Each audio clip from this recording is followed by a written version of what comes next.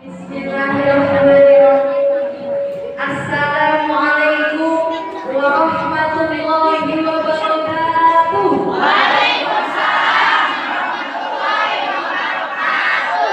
Sebelah sini kurang keras. Monggo dibalik dia aya nu Allah wae. Sakali deui duka dukuh, duka acan. Lamun aya pantun jawab Bu cakep gitu Bu siap. Duka dukuh, duka acan. Cakep. Lamun bari duaan. Cakep. Duka dukuh, duka lalapan. Cakep. Assalamualaikum mudah-mudahan masih semangat. Sadayana masih semangat. Semangat. Semangat anak-anak deui. Salam sakali deui. Assalamualaikum warahmatullahi wabarakatuh.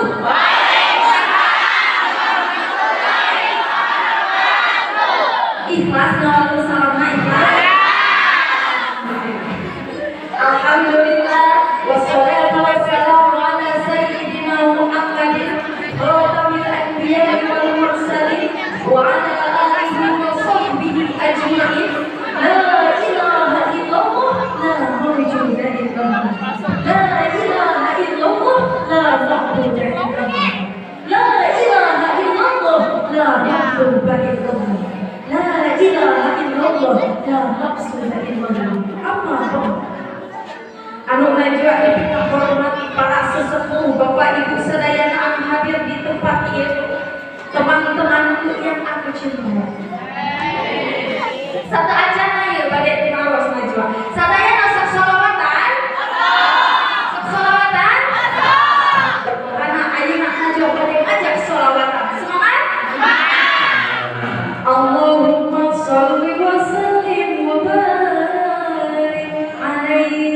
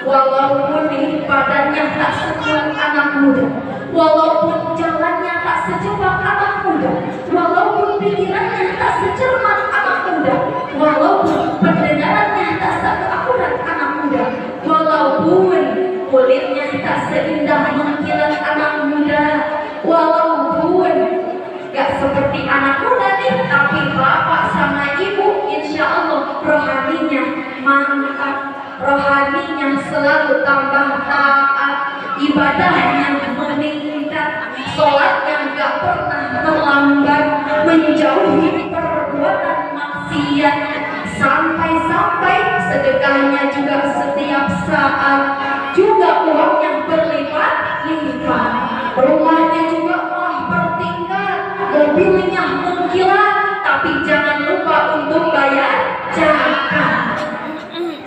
Walaupun di sini di tengah-tengah dinginnya malam, tapi jangan sampai mengurangi semangat kita. Siap? Kapaksa temu datang ke dia, ikhlas ridho datang ke dia, ikhlas ayah memaksa pada nawan cika dia mau menggapai ridho Allah Subhanahu wa ta'ala dengan atau ilmi. Karena kalau kita hadir ikhlas datang ke tempat ini, akan ada 3 kebaikan yang didapatkan. Yang pertama, di Quran surah Hud ayat 114, A'udzubillahi minasyaitonir rajim, Innal hasanati yudhibna sayyi'at. Sesungguhnya perbuatan-perbuatan yang baik itu dapat menghapuskan dosa perbuatan-perbuatan yang buruk. Di sini ada yang nggak punya dosa? Ada nggak? Di sini ada yang nggak punya kesalahan? Rasulullah bersabda, "Kullu bani Adam khata'un wa khairu khata'ina tawwabun." Seluruh anak Adam itu bersalah, dan sebaik-baiknya bersalah ialah mereka yang senantiasa bertaubat. Maka dari itu, ayeuna urang istighfaran heula. Astagfirullah.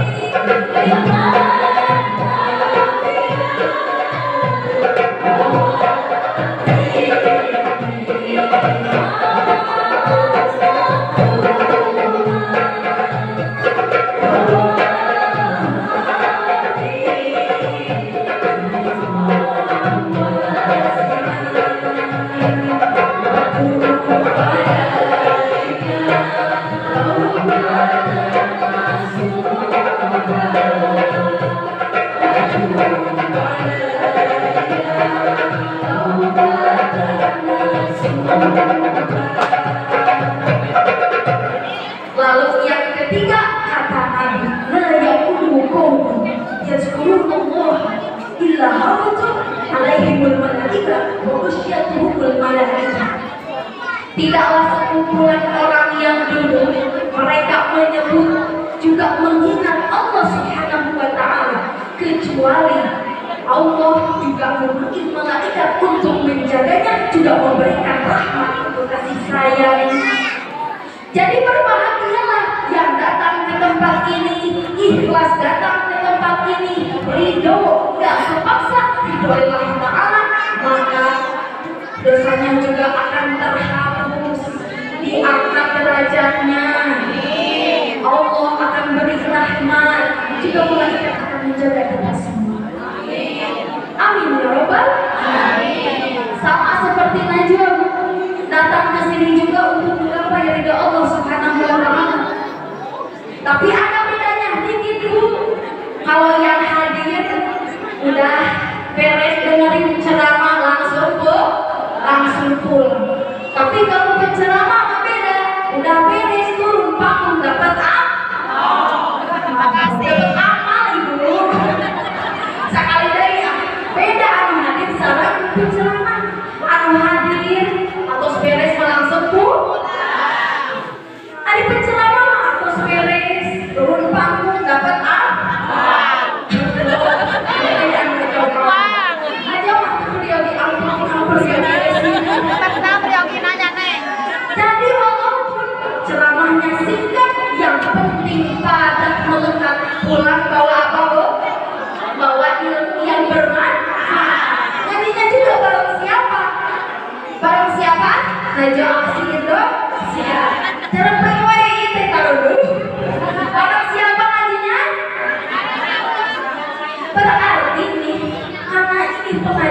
ya Bu. Pengajian di Sunda nya eta pengawasan beres. Ari pengawasan harus naon Ibu? Harga.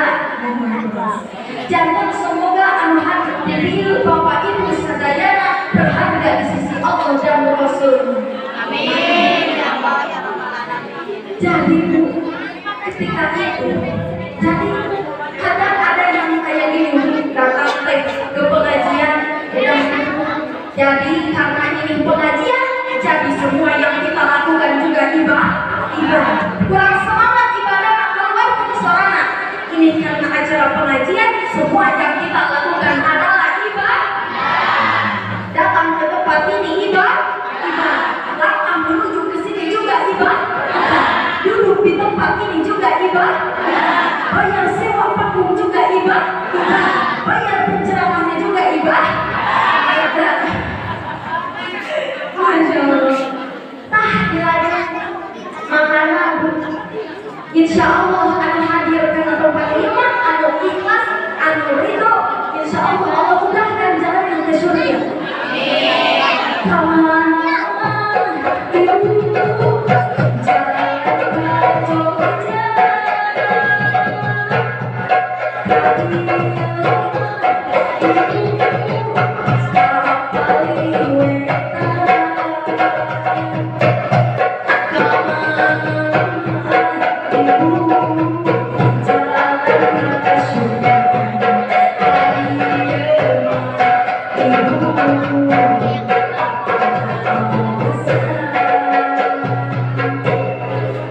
Jadi Ibu mau pahalanya besar apa kecil Bu? Besar apa sama tinggi? Besar. Jadi kalau mau pahalanya besar juga besar juga banyak penceramahnya.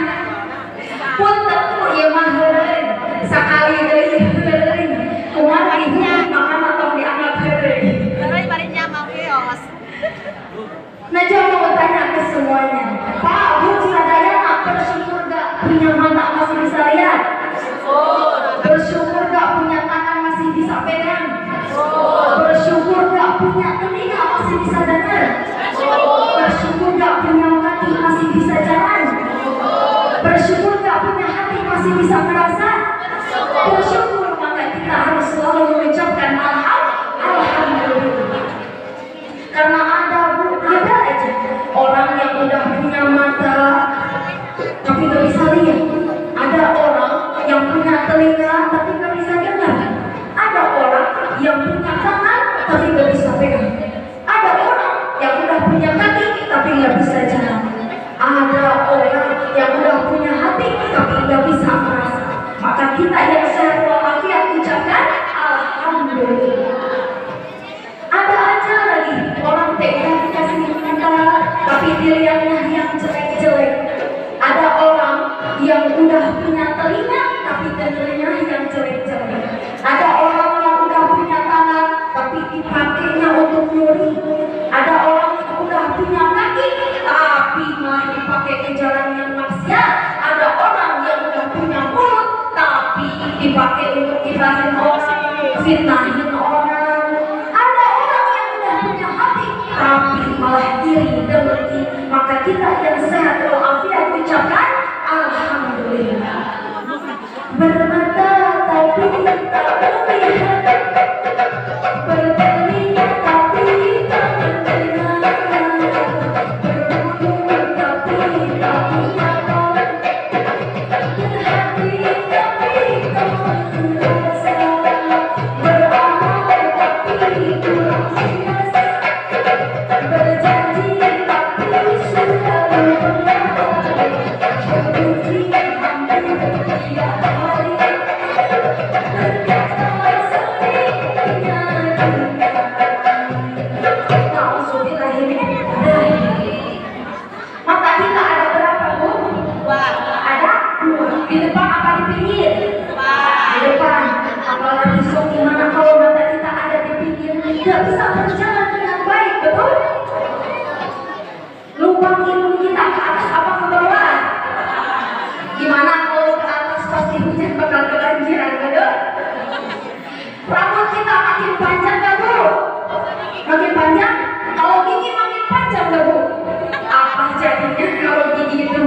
panjang. Maka kita yang sehat walafiat ucapkan alhamdulillah. Alhamdulillah. Wa syukurillah. Bersyukur padamu ya Allah.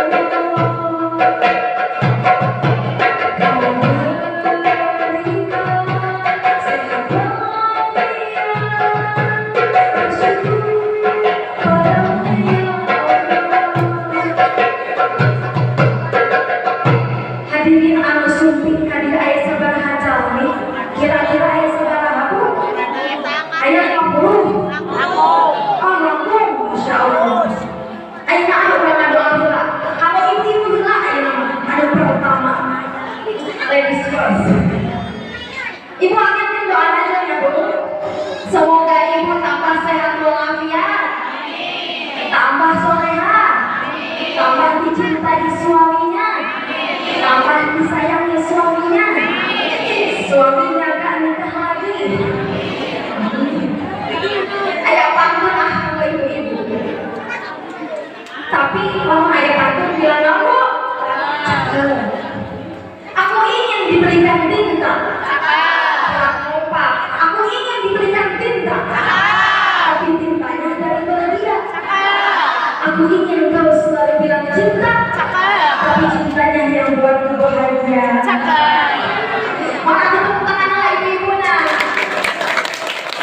Ayah mana bapak-bapak? Ayah ibu bapak-bapak ayah. Aminkan keadaannya juga.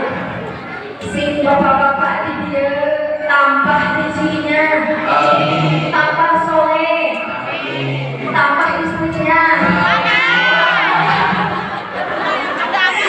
Gembira maksana teh tambah disayang istrinya. Tuh ari atas lengkap gitu ayah amin. Maksana teh ditambah rambut disayang istrinya, tambah dicintai istrinya. Amin ya Allah. Aina pantun kalau bapak-bapak bilang aku ayah bilang dari bilang aku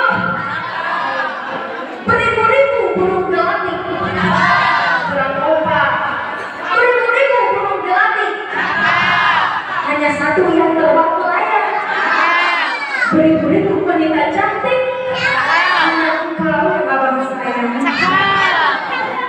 Ayeuna kana pemuda-pemudi anu di dieu, aminkeun doanya. Semoga pemuda-pemudi di dieu tambah semangat.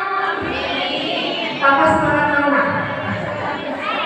Aktivitas nasib semangat, terus teh tambah dicintai juga orang tuanya juga sebaliknya tambah mencintai orang tuanya. Amin amin amin. Tambah dekat jodohnya. Ayah ambil pangkalingan bagi eta yang kawin. Pantun ka pemuda-pemudi ya. Jangan dulu minum Fanta. Mana itu? Jangan dulu minum Fanta. Sebelum ke kota Mekah.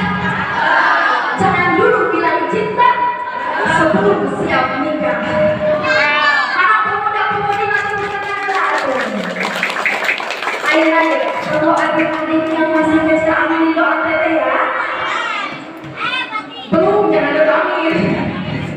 Semoga adik-adik di sini tambah semangat belajarnya, tambah pintar, tambah berbakti sama orang tua, tambah maju belajar kasih amin. Pantun juga buat adik-adik. Jangan dulu minum Fanta sebelum baca bismillah. Jangan dulu main cinta sebelum selesai sekolah. Siap? Ayah anu kenalan ada di sini yang masih kecil udah main cinta. Awasi anak-anaknya. Karena ingat Bu, ada dua persepsi tentang cinta. Yang pertama, cinta kata anak ABG. Kata anak ABG mah cinta cerita indah namun tiada arti. Ngobrol di mana aja jadi, mau di pinggir jalan jadi, di pinggir sungai juga jadi. Kalau nggak ketemu sehari serasa seminggu, nggak ketemu seminggu serasa sebulan.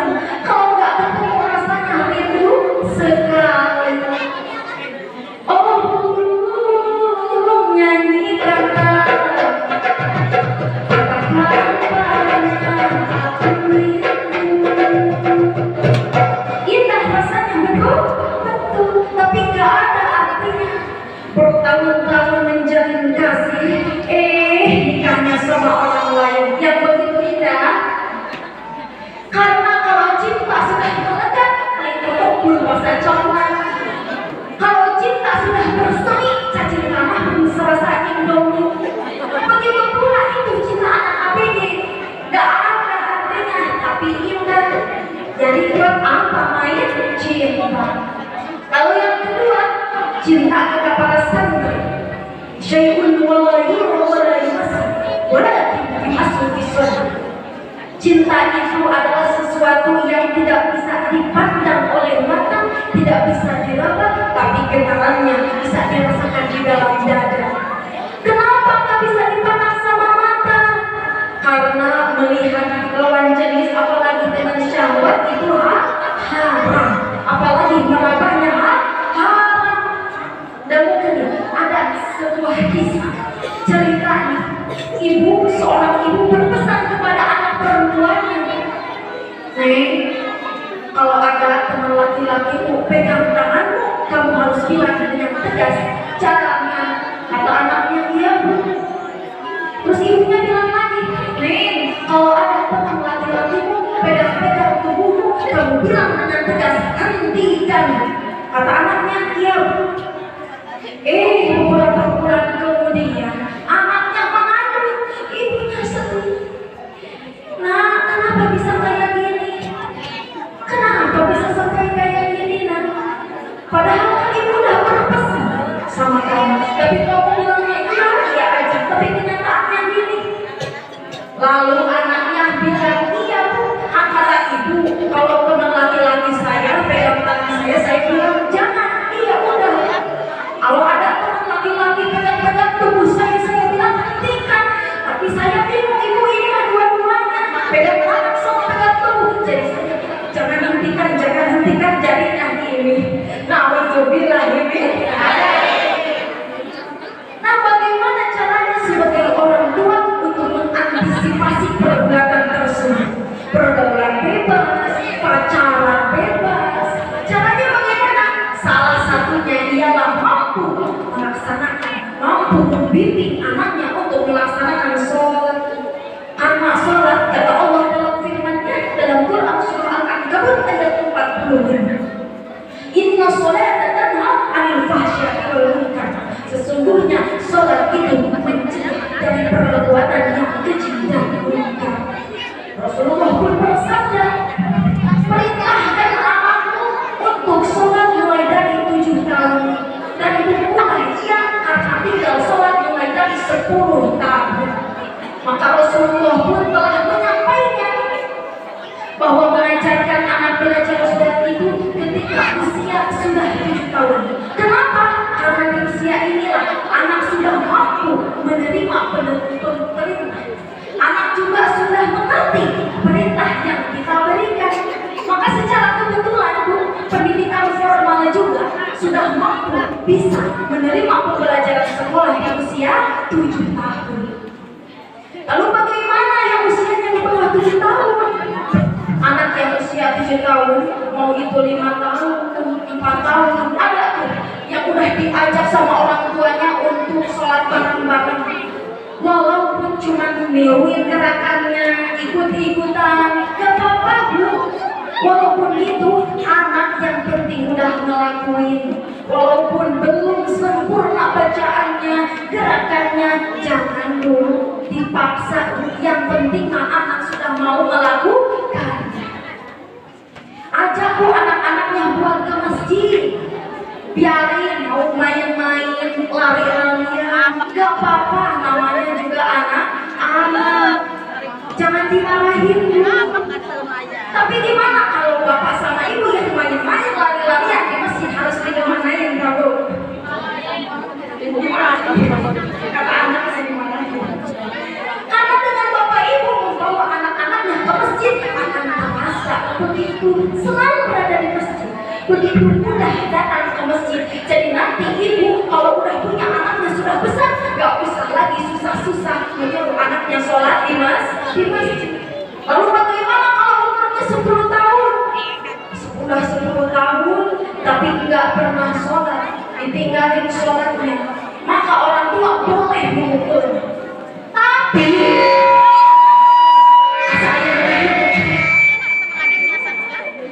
maka orang tua boleh mengukurnya.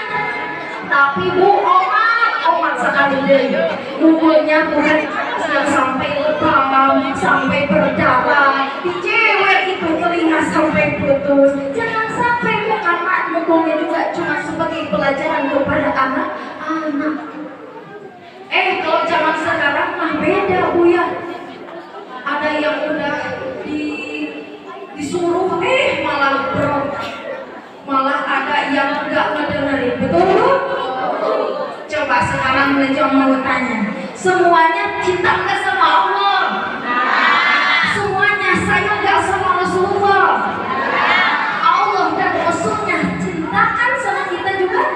Allah dan Rasulnya nyuruh sholat enggak? Allah dan Rasulnya nyuruh sholat enggak? Maka dari itu jangan sampai kita ninggalin sholat. Kata ingat kata Nabi nih, as-sholatu imaduddin, faman aqamaha faqad aqamaddin, wa man tarakaha faqad hadamaddin. Sholat itu tiangnya agama. Barang siapa yang menegakkan sholat berarti ia menegakkan agama. Dan barang siapa yang meninggalkan sholat berarti ia merobohkan agama. Karena banyak kaum muslimin di masa sekarang yang mulai meremehkan dan menyia-nyiakan sholat. Bahkan tidak sedikit dari sekarang nih yang mulai meremehkan dan menyia-nyiakan sholat secara sengaja dan terang-terangan. Padahal sholat itu ibadah yang paling vital. Ibarat dalam sebuah bangunan, sholat itu adalah penyangga hingga bangunan bisa berdiri dengan tegak dan megah. Apalah artinya gedung megah kalau tidak ada penyangganya? Apalah artinya gedung berlantai marmer kalau penyangganya rapuh? Begitu pula dalam amalnya. Apalah artinya kita berinfak, sedekah dan zakat kalau sholatnya terlewat? Apalah artinya haji dan umroh kalau sholatnya ceroboh? Dan apalah artinya puasa kalau sholatnya ditunda-tunda? Begitu pentingnya sholat hingga Allah panggil langsung Nabi. Coba kita bandingkan, ketika Allah perintahkan puasa, Allah sampaikan firman-Nya melalui malaikat Jibril. Ketika Allah perintahkan haji dan zakat, Allah sampaikan firman-Nya melalui malaikat Jibril. Tetapi ketika Allah perintahkan sholat, Allah panggil Rasulullah menghadap langsung. Inilah betapa pentingnya sholat. Sehingga dalam kondisi apapun, kapanpun, dimanapun, kita jangan meninggalkan sholat. Kita sedang sehat, sholat. Kita sedang sakit, sholat. Kita sedang bahagia, sholat. Kita sedang sedih, sholat. Kita sedang di rumah, sholat. Kita sedang di perjalanan, sholat. Orang kaya wajib sholat. Orang miskin wajib sholat. Rakyat wajib sholat. Pejabat pun juga wajib sholat. Maka dari itu jangan pernah tinggalkan sholat. Adik-adik di sini teteh mau nanya, kalau sholat zuhur berapa kali? Berapa kali? Berapa kali? Kalau sholat asar berapa kali? Kalau sholat maghrib berapa kali? Sholat isya berapa kali? Sholat subuh berapa kali? Nah, berarti masih fokus. Karena ada yang dijawab gini, berapa kali? 1 kali. Ada yang bukan lagi 1 kali. Jadi kalau ditanya rakaatnya berapa? Sholat zuhur 4 rakaat, asar 4 rakaat, maghrib 3 rakaat, isya 4 rakaat, dan subuh 2 rakaat. 4 dan 3.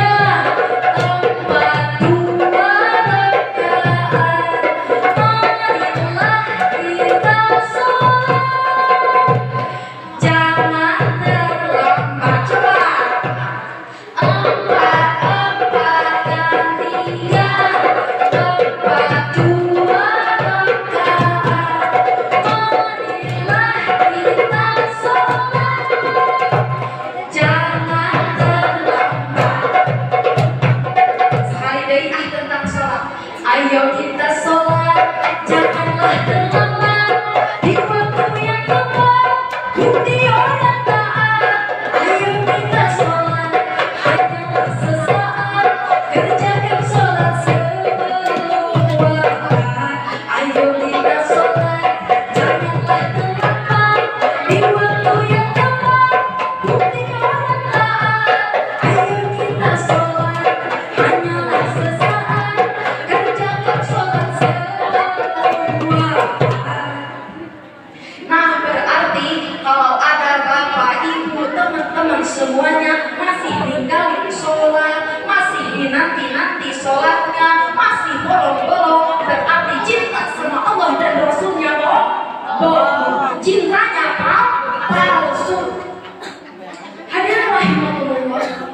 ibu pasti menginginkan dan bercita-cita anaknya ingin menjadi anak yang soleh-soleh, betul Bu? Tapi di zaman modern sekarang ini tidak mudah menjadikan anak yang soleh-soleha, penuh tantangan dan rintangan. Tidak sedikit anak-anak yang lebih mementingkan kepentingan pribadi, sehingga yang muncul bukan anak yang berakhlakul karimah, tapi berakhlakul sayyi'ah. Bukan seorang anak yang rajin mengaji setiap hari, tapi yang selalu main setiap hari. Bukan anak yang rajin sholat, tapi yang selalu berbuat maksiat. Na'udzubillahi min dzalik. Maka dari itu, Bapak Ibu semua, jangan sampai cuma memenuhi kebutuhan anak-anaknya saja, tapi juga harus memenuhi hal keagamaannya. Jangan sampai Bu, anaknya minta handphone dibeli, anaknya minta sepatu baru, baju baru, jam tangan baru dibeli, tapi anaknya dibiarkan tanpa pengetahuan agama, anaknya dibiarkan tanpa pengawasan dan bimbingan. Akhirnya anaknya salah pergaulan, terlibat tawuran, bahkan terlibat penggunaan narkoba. Na'udzubillahi min dzalik. Lanjut Bu, lanjut. Bagi tahu 12 wangi, lanjut, siap? Mangga Ibu dari banyak bios. Ibu baca. Nah, Bapak dan Ibu mau masuk surga? Ada kisah, ada orang tua nih yang soleh, sholatnya rajin, zakatnya sering, puasanya juga giat. Setiap ada majelis taklim, dia selalu hadir. Hobinya juga baca Quran, suka bantu orang. Maka di akhirat, karena kebaikannya sangat bagus, sangat banyak, tapi dosanya tidak ada, maka masuklah surga. Giliran anaknya di sini, ketika ditanya siapa Tuhanmu, gak tahu. Siapa nabimu, gak tahu. Apa kitabmu, gak tahu. Apakah kamu pernah sholat? Zakat? Gak pernah. Puasa? Gak pernah. Judi? Sering. Aduh, maka dari itu, karena dosanya berlipat ganda, juga kebaikannya tidak ada sedikit pun, maka ia masuk neraka. Tapi anaknya protes, ya Rob, yang mengakibatkan saya seperti ini adalah orang tua saya. Orang tua saya tidak pernah mendidik saya dengan pengetahuan agama. Orang tua saya tidak pernah memberitahu saya, ya Rob, maka saya menuntut jika saya harus masuk ke neraka, orang tua saya juga harus masuk ke dalam neraka, ya Rob. Maka dari itu, Allah panggil lagi orang tua yang tadi udah masuk surga, karena di pengadilan akhirat nanti maka bisa bohong, benar Bu? Maka dari itu ditanya sama Allah, apakah ini benar anakmu? Iya. Katanya kamu nggak pernah nyuruh sholat. Iya benar, nggak pernah. Katanya juga nggak pernah nyuruh puasa. Nggak pernah. Nyuruh sholat nggak pernah. Nyuruh pengajian juga nggak pernah. Sampai dia nggak bisa baca Quran. Iya ya Pak. Jadi kamu ibadah ngaji, sholat, haji, umroh dan segalanya buat kamu sendiri. Iya ya Pak. Nah, maka dari itu orang tuanya juga ikut bersama anaknya ke dalam neraka. Nah, ini Bu, sebagian kisah tentang orang tua yang tidak peduli, tidak bertanggung jawab terhadap pendidikan anaknya. Tapi mudah-mudahan Bapak Ibu di sini menjadi tauladan bagi anak-anaknya. Amin. Dan juga bisa menghindari dari anak-anaknya dari hal-hal yang bisa menjerumuskan ke dalam api neraka. Anfusakum wahlikum nar. Jagalah dirimu dan keluargamu dari api neraka. Tata acana yang semangat ayah lagu pasti anak muda mengenalnya. Terang ke anak lagu hanya dia. Terang. Dia. Hanya dia. Jiwa mate. Dia. Hanya dia.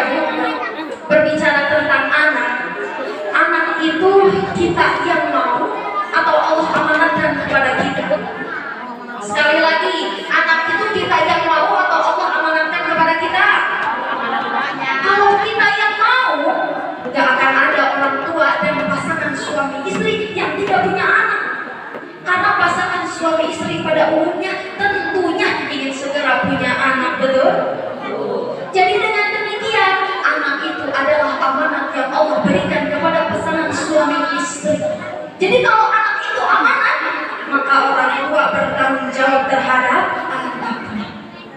Beberapa waktu kebelakang kita sudah melaksanakan ibadah kurban.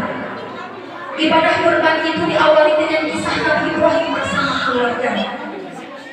Awalnya gini, Ibrahim itu padahal sudah lama berumah tangga. Usianya juga Nabi Ibrahim sudah mencapai 90 tahun. Tapi belum dikaruniai anak, belum diberi keturunan. Begitu juga Sarah. Sarah ialah istri pertama Nabi Ibrahim yang begitu setia. Maka dari itu, Siti Sarah yang mempunyai kecantikan tidak hanya terpancar dari wajahnya saja, tapi juga dari hatinya. Ia merelakan suaminya untuk menikah lagi. Tapi apa kata Nabi Ibrahim? Nabi Ibrahim gak mau nikah lagi karena gak mau melukai perasaan istrinya. Kira-kira nih coba, bapak-bapak di sini mau gak kalau disuruh istrinya nikah lagi? Mau. Iya Mas Siri, ayah Siri nggak jauh nanti. Bedanya hari baheula Mas Siti Sarah udah nyuruh ke suaminya untuk nikah lagi, suaminya nggak mau. Tapi jangan sekarang udah mah ibunya terang-terangan, istrinya udah terang-terangan jangan nikah lagi, tapi suaminya malah sembunyi-sembunyi nikah lagi. Ada yang begitu? Ada tadi. Hadirin, dalam Al-Quran ada 4 tipe pasangan suami istri. Yang pertama ada suami yang beriman tapi istrinya kafir. Kayak siapa? Nabi sama Siti Aisyah. Kemudian yang kedua nih, ada suaminya kafir tapi istrinya beriman. Lalu yang ketiga ada istrinya kafir, suaminya juga kafir. Kayak Abu Lahab. Lalu yang terakhir, suaminya beriman, istrinya juga beriman. Nah, lanjutin lagi kisah tadi Siti Sarah sama Ibrahim. Dari itu Siti Sarah berkata, kita harus mempunyai keturunan agar bisa ada yang melanjutkan perjuangan Islam. Ya kalau memang begitu, baiklah kata Nabi Ibrahim. Tapi kata Siti Sarah, aku yang akan carikan wanitanya. Lalu dipilihlah Siti Hajar, pembantunya yang menjadi istri kedua Nabi Ibrahim. Setelah itu tidak lama, setelah pernikahannya, lahirlah seorang anak dari Siti Hajar bernama Ismail. Gak lama kemudian Siti Sarah juga melahirkan seorang anak bernama Ishak. Inilah keluarga Islam: Ibrahim, Siti Sarah, Siti Hajar, Ismail dan Ishak. Kemudian Ibrahim itu ketika dikaruniakan anak, Masya Allah, bahagianya luar biasa. Bahagianya luar biasa, sampai-sampai bersedekah menjembelih 100 ekor unta, 300 ekor sapi, dan 1000 ekor domba. Banyak yang puji bu, dipuji bu satu kampung. Disitulah nih muncul penyakit orang, yaitu senang dipuji. Ya kita sebagai manusia senang gak kalau dipuji? Bu, kalau ada yang puji senang? Bapak kalau ada yang puji senang? Teman-teman semuanya kalau ada yang puji senang? Senang. Nanti juga kalau dipuji senang. Tapi ini mah beda sama Ibrahim. Contohnya aja dulu ini.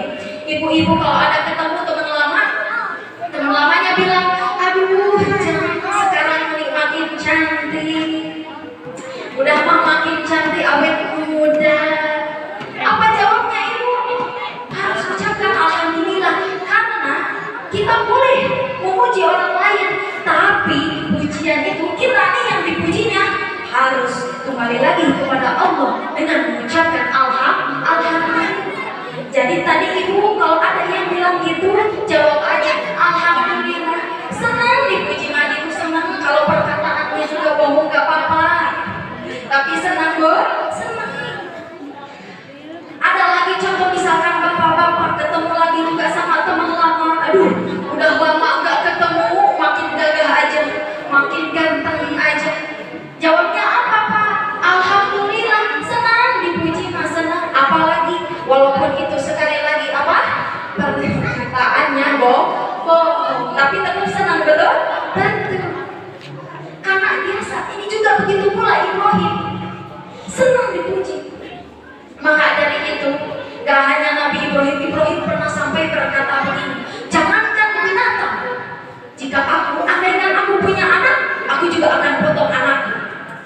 Lalu di tanggal 8 Zulhijjah, Ibrahim pernah bermimpi.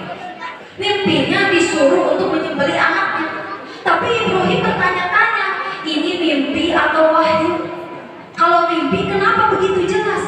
Kalau wahyu kenapa harus menyembelih anakku? Maka dari itu di tanggal 8 Zulhijjah ini disebut hari tarwiyah, hari berpikir.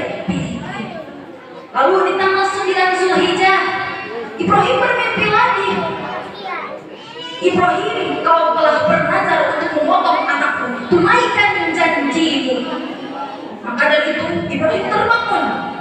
Setelah terbangun ternyata ini benar. Wah, ini perintah Allah. Aku yakin ini perintah Allah, bukan mimpi. Maka di situ di tanggal 9 Zulhijjah disebut hari Arafah, hari keyakinan.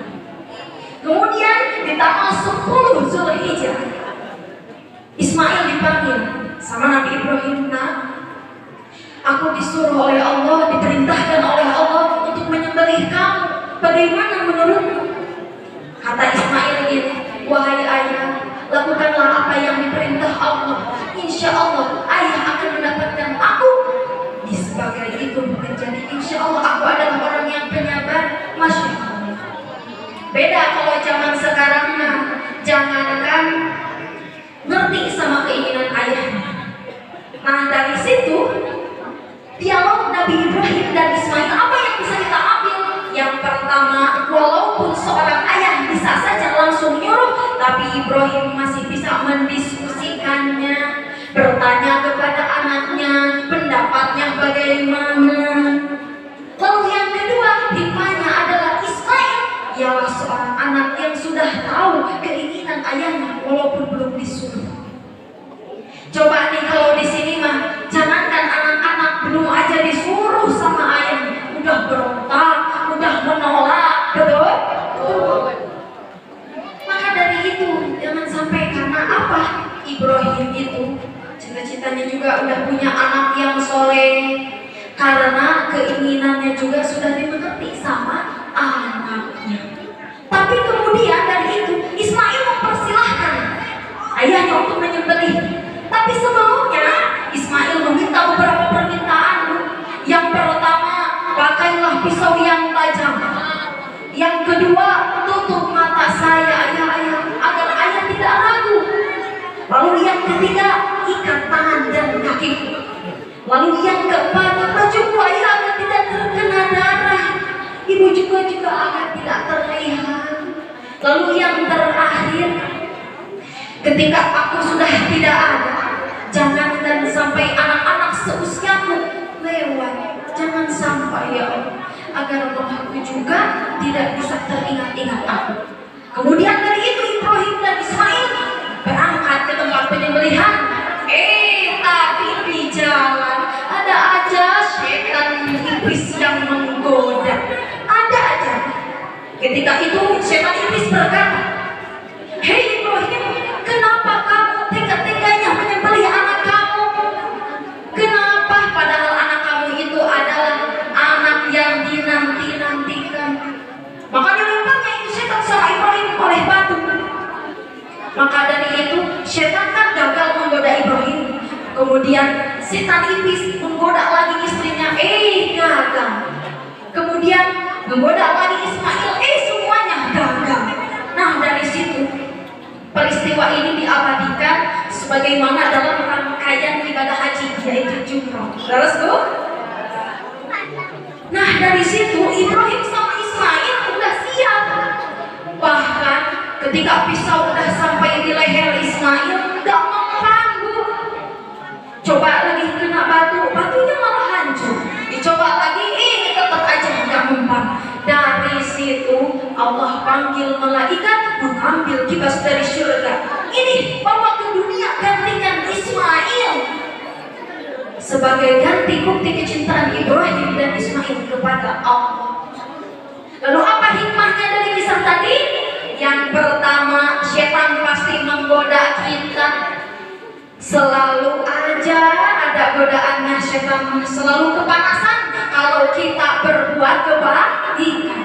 Contohnya aja, ada subuh, as-salatu khairum minan naum. Tenang,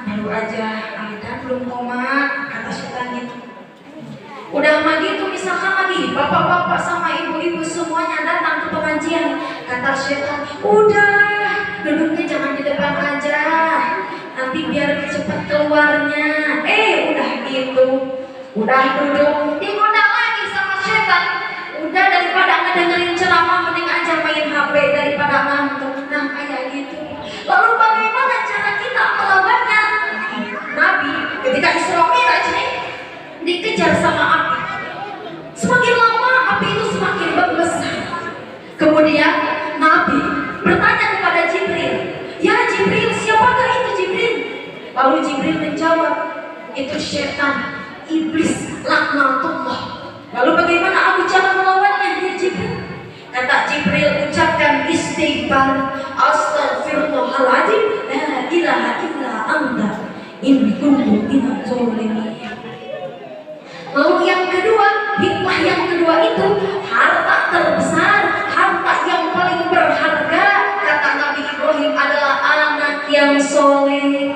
Jadi Bu, walaupun kekayaan kita banyak, mau itu rumah segede apapun, mau itu kendaraan semewah apapun, tapi yang terpenting kekayaan kita itu yang berharga adalah anak yang soleh, anak yang taat.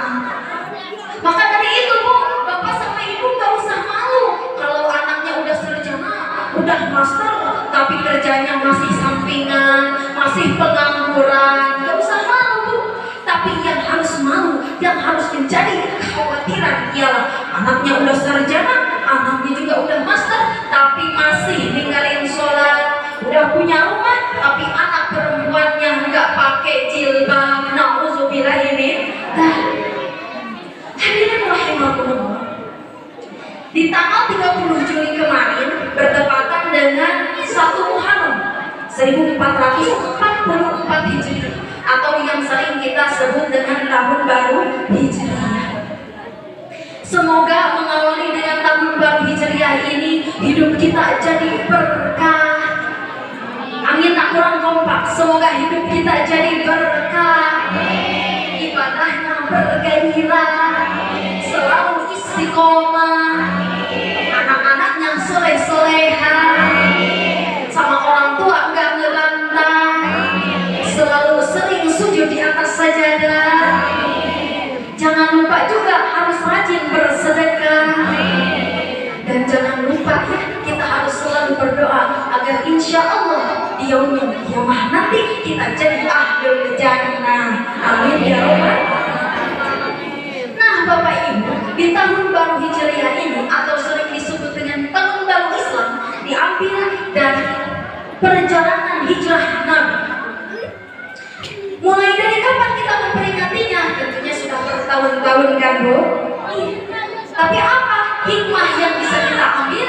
Yang pertama, perjalanannya itu disebut dengan juga menjaga iman, mempertahankan akidah. Nah, kalau dipikir-pikir ya, Nabi pindah dari Mekah ke Madinah, udah meninggalin kampung halaman tempat dilahirkan, jarak yang ditempuh juga jauh, lebih dari 400 km, pakai kendaraan unta. Masya Allah, udah Maya, kalau siang panasnya membakar kulit, kalau malam dinginnya menusuk sum-sum tulang sum-sum. Nah maka dari itu, udah begitu, jadi karena Rasul itu memperjuangkan iman, Rasul dan sahabatnya memperjuangkan iman. Kalau iman sudah bicara, yang jauh terasa dekat.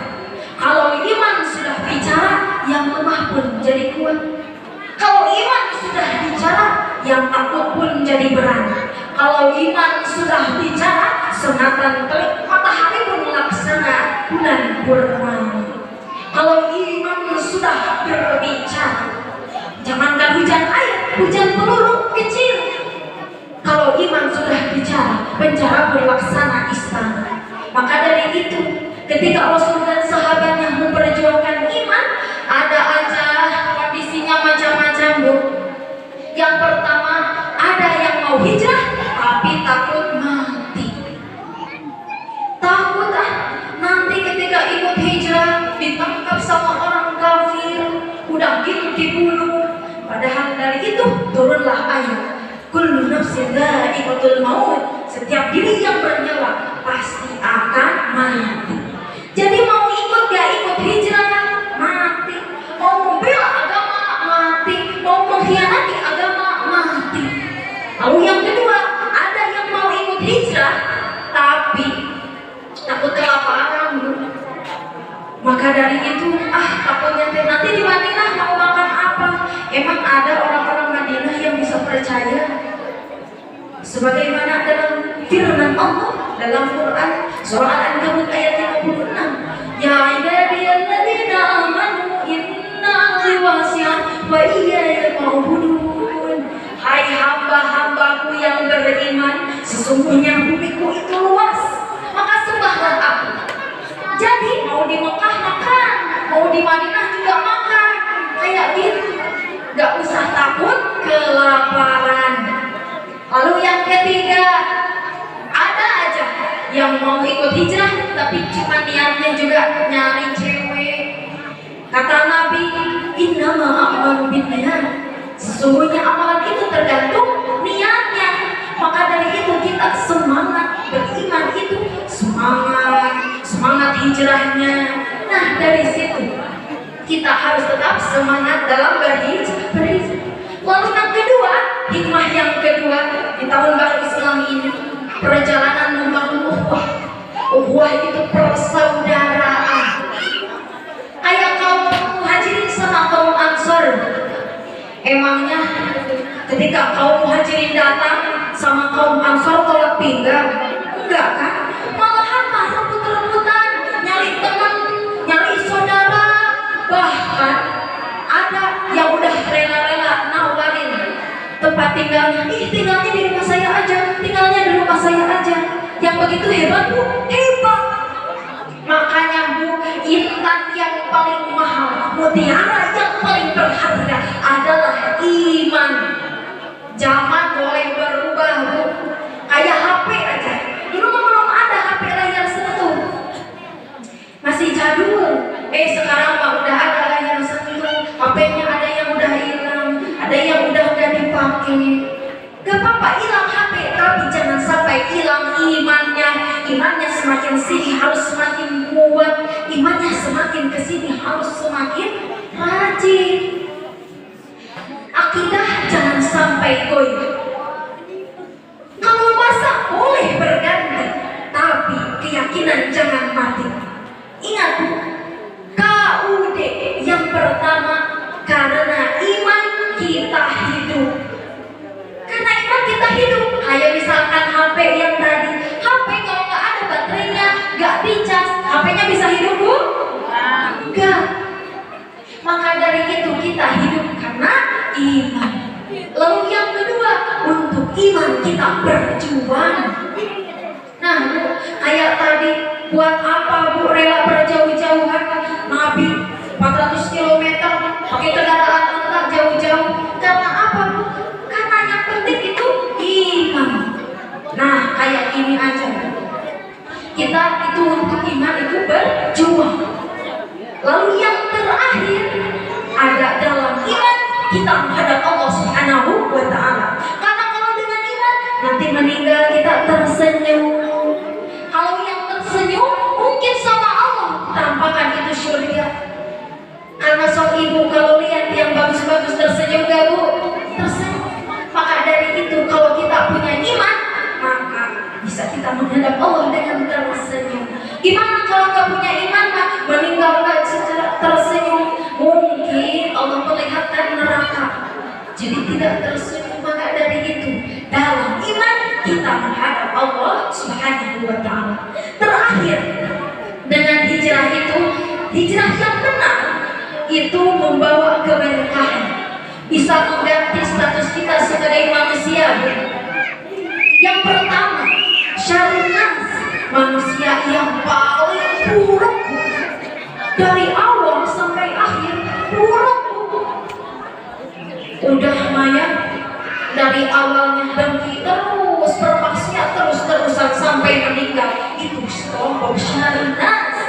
Lalu yang kedua, husnul hidayah wa su'ul khotimah. Awalnya aja baik, Kesananya buruk. Awalnya mah haji berkali-kali, sedekah sering, malah murtad. Yang itu berarti awalnya aja baik. Lalu yang ketiga, tipe yang ketiga, husnul hidayah, husnul khotimah. Yang kedua, aduh, benar. Lalu tadi yang ketiga itu suul hidayah wa husnul khotimah. Jadi akhirnya itu baik, Bu. Emang awalnya buruk, tapi akhirnya baik. Kayak misalkan awalnya mah kalau dengar aja marah-marah, disuruh sholat nggak mau. Sekarang malah jadi muazin. Lalu yang kedua, contohnya dulu ngapain habis-habisan haji. Berapa Bu kira-kira ibadah haji Bu berapa juta? Puluhan juta. Nah dari situ buat apa? Tapi sekarang hajinya malah jadi kebiasaan berkali-kali. Itu akhir yang baik. Lalu yang terakhir, husnul hidayah wa husnul khotimah. Dari awal sampai akhir baik. Maka dari itu nih, maka tipe ketiga yang keempat nih, tipe ketiga sama yang keempat jika melekat. Tipe ketiga sama keempat ini bakal melekat kalau kita melakukan hijrah dengan benar, dengan ikhlas. Maka intinya nih, hijrah itu harus selalu jadi ruh dalam hidup kita, Bu. Jadi jangan sampai pembahasan hijrah itu hanya bulan Muharram saja. Jangan sampai di bulan Muharram saja, Bu. Jangan sampai, karena hijrah itu harus day by day demi hari, hari demi hari itu hijrah harus. Jangan sampai cuma Muharram saja, karena hijrah itu dilakukan dengan perjuangan, dengan pengorbanan. Siap Bu? Siap Bu? Siap apaan? Siap untuk selalu memperbaiki diri. Tetaruduh ya, angkat tangan Bu sadayana, Bapak Ibu sadayana, angkat tangan Bu. Pemuda-pemudi juga angkat tangannya. Semuanya angkat tangannya. Dibalik, balik lagi, sambil gerak pulang. Goodbye. Demikian yang dapat Nadia sampaikan. Mudah-mudahan ada manfaat